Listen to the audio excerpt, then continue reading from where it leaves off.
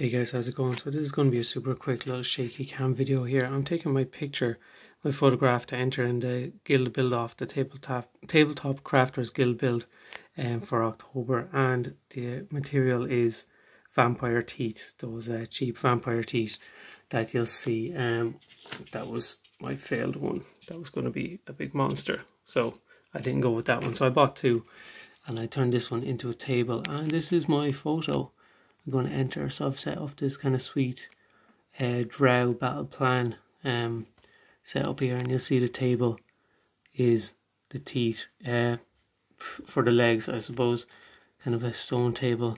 I've set up this little setup here just for the photo, and had a little bit of fun with some printed out maps and scrolls and stuff like that to really set the scene. Actually pretty happy with it. It's kind of fun to put it all together. As you can see, like, with a crazy messy desk, you know, literally backdrop, you know, you'd never be able to tell.